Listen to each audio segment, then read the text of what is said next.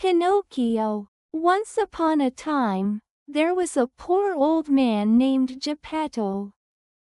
He lived all alone in a small workshop at the edge of a village. He was a wood carver, and though he didn't have much, he was very skilled at carving beautiful toys for the children of the village. Still, Geppetto felt lonely because he had no children of his own. He often wished he had a son who could bring joy to his life. One day, Geppetto went to the market and found a special piece of wood. The wood was smooth and strong, perfect for carving.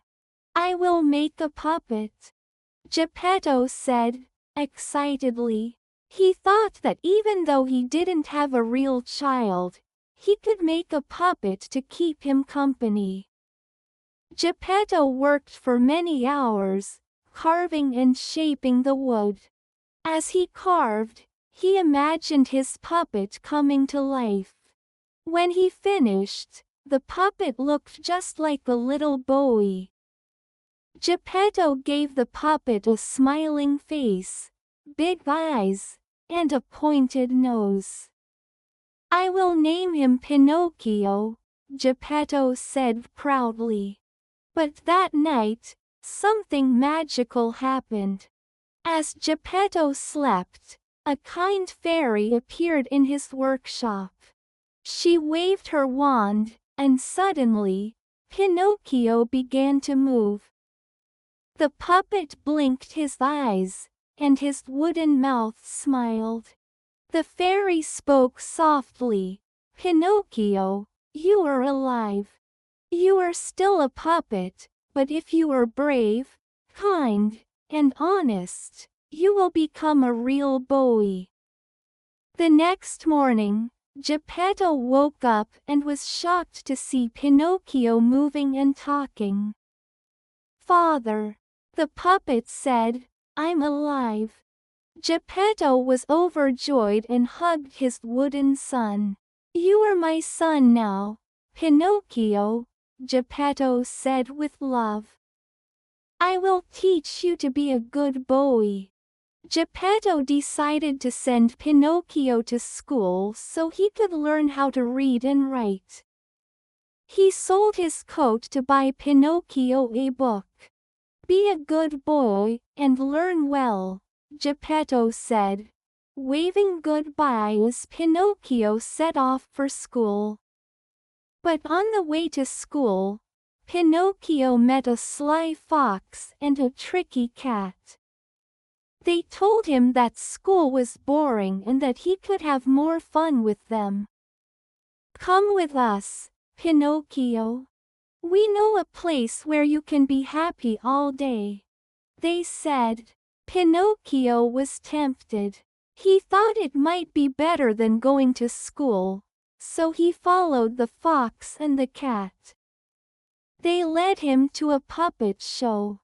The puppets danced and sang, and everyone clapped and cheered. Pinocchio was so amazed that he wanted to join the puppets on stage.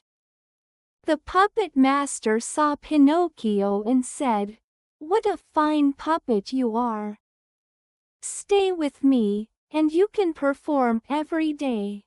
I will make you rich." Pinocchio stayed at the puppet show and forgot all about his school. The puppet master gave him 5 gold coins and told him to go home. But on his way back, Pinocchio met the fox and the cat again. "What do you have there?" the fox asked, eyeing the gold coins. "These are gold coins I earned at the puppet show," said Pinocchio. "You should plant those coins in the field of wonders," said the cat. "A magic tree will grow, and it will give you even more gold coins." Pinocchio believed them, so he followed them to the field of wonders. But it was a trick. The fox and the cat stole the gold coins and ran away, leaving poor Pinocchio all alone.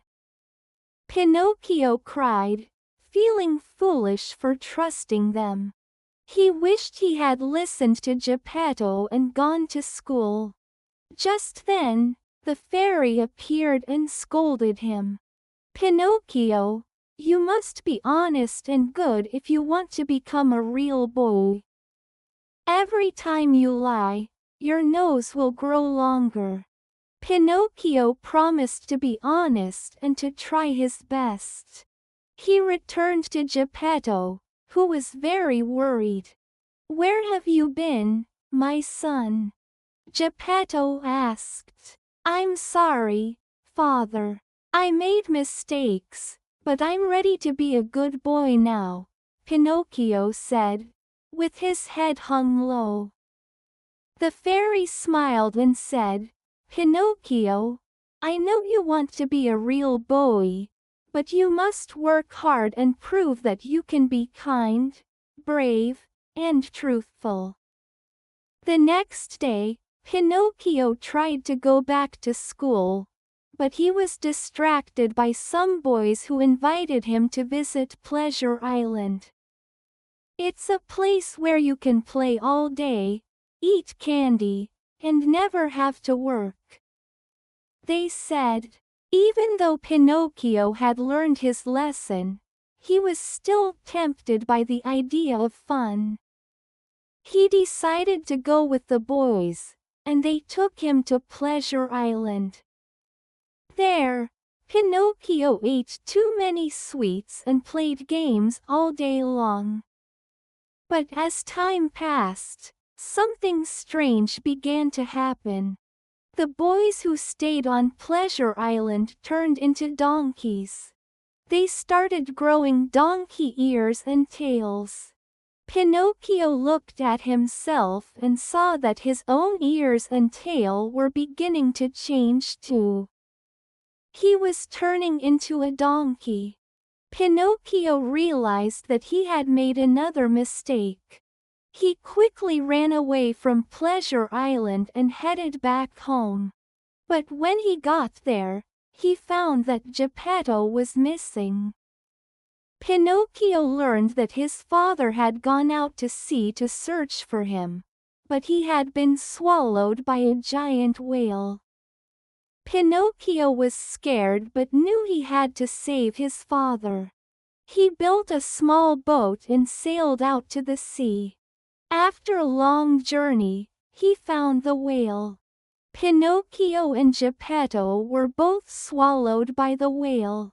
But inside the whale's belly, Pinocchio found his father. "Father, I'm so glad to find you," Pinocchio said, hugging Geppetto. "We must get out of here," said Geppetto. Pinocchio had an idea. He grabbed a feather and tickled the inside of the whale's mouth. The whale sneezed so hard that it spit Pinocchio and Geppetto out into the sea. They swam to the shore and were safe. Pinocchio and Geppetto were finally reunited, and Pinocchio promised to be a good boy from then on. The fairy appeared one last time and told Pinocchio that because he had been brave, kind, and honest, he would now become a real boy. The next morning, Pinocchio woke up, and he was no longer a puppet. He was a real, living boy. Geppetto was overjoyed, and they hugged each other tightly. Pinocchio and Geppetto lived happily ever after, always helping each other, telling the truth, and doing good things. Pinocchio learned that being a real boy meant being honest, kind, and always doing the right thing, no matter how hard it was. And with that, Pinocchio's adventures came to a happy end.